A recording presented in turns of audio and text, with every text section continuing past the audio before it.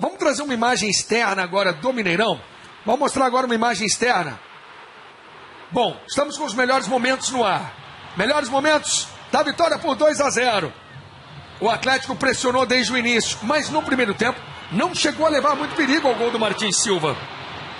O Atlético manteve durante o jogo inteiro uma média de 70% de posse de bola. O Olímpia em nenhum momento passou de 30% de posse de bola no jogo. Foi dominado, mesmo em alguns momentos aos trancos e barrancos, o Atlético sempre estabeleceu a pressão, sempre teve o controle do jogo.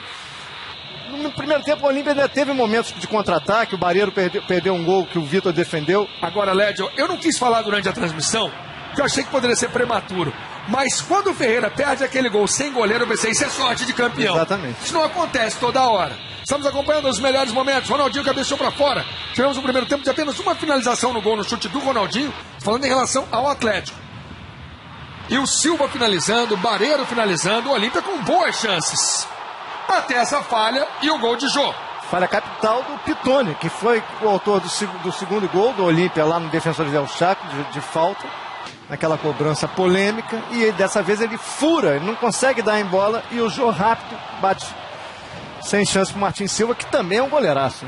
Logo no início do segundo tempo, Belete 1-0. Dava a impressão de que o segundo sairia rapidamente. Porque o Atlético tem essa característica, né, de fazer o gol, continuar pressando os 5, 6 minutos consequentes ao gol, e foi o que o Atlético fez, principalmente pela direita mais uma vez, né? O Bernard correu muito, o Atlético mantendo a posse de bola precisava se movimentar mais em função de que o Olímpia se fechava, exigia mais fisicamente da equipe, mas estava bem preparado para isso. Quase entrou a bola do Jô, passou pertinho, estava valendo, tudo isso valeu. O Atlético ia cada vez com mais jogadores, as substituições foram bem feitas. O Cuca venceu o Ever Almeida nas substituições. O Cuca botou o time para frente. Todas as substituições que ele fez deram certo, principalmente a entrada do Rosinei.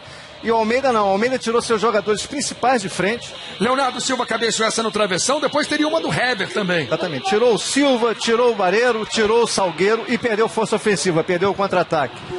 Deu o campo ao Atlético, o Atlético foi para a vitória, foi para a pressão. Cuca venceu o duelo contra o Ever Almeida. Enquanto Salgueiro e Barreiro estiveram em campo, o Olímpia ainda teve algumas chances. Depois, só mais uma com o Ferreira, que foi a melhor, foi a grande chance, e o tanque vacilou feio. O Atlético ia cada vez com mais jogadores buscando o segundo gol. Júnior César perdeu uma boa chance. E aí nos contra-ataques, o Olímpia levava algum perigo. Mas o Olímpia, nesse momento, já tínhamos quase um jogo de ataque contra a defesa, ainda com 11 contra 11. E o Leonardo Silva e o Heber sempre levando vantagem no jogo aéreo. Totalmente. Dois jogadores que ultrapassam 1,90 m.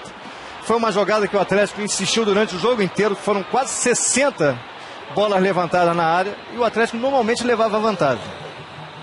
Havia um impedimento do Tardelli, mas ele perdeu um lance incrível, hein, Belete? Que coisa, Tardelli! De dentro da pequena área não é muito comum, né? E até o Olímpia abre mão de buscar o gol de empate e segurar 1-0 com as substituições. Sendo assim, ele acaba sendo mais pressionado, até porque as substituições do Atlético deram uma opção a mais para tentar algo mais arriscado também, a não ser essa oportunidade isolada. Confesso que nesse momento do escorregão do Ferreira, ele não finaliza quando tinha o gol vazio. Eu pensei, sorte de campeão. Aí é que ele se perdeu e perdeu o gol, né? Quando ele limpa, ele dribla, o Vitor ele deveria ter batido logo, até porque ele não é um jogador de velocidade. E se atrapalhou todo depois. Aí a expulsão do Mansur.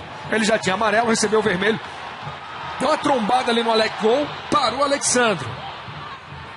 Aí o Olímpia, aos 40 do segundo tempo, ficava com 1 a menos. O Alexandre estava botando na frente. Poderia ter uma situação de gol ali.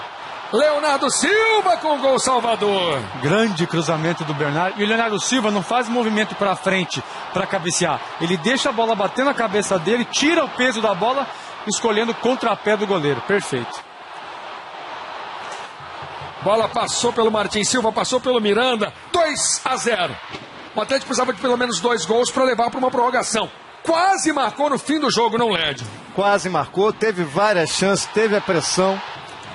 Mas bateu também aquele nervosismo, as pernas também já não atendiam mais o raciocínio. O raciocínio foi complicado. Na minha opinião, houve pênalti nessa bola aí do Mazacote em cima do Jô. Ele engancha o Jô e intercepta a passagem do Jô. Heber no travessão, quase. Nessa Libertadores, os zagueiros, a bola aérea atleticana foi muito forte, foi fundamental para chegar a esse título. Pressão no fim do jogo. Martin Silva, que é muito bom goleiro, segurou.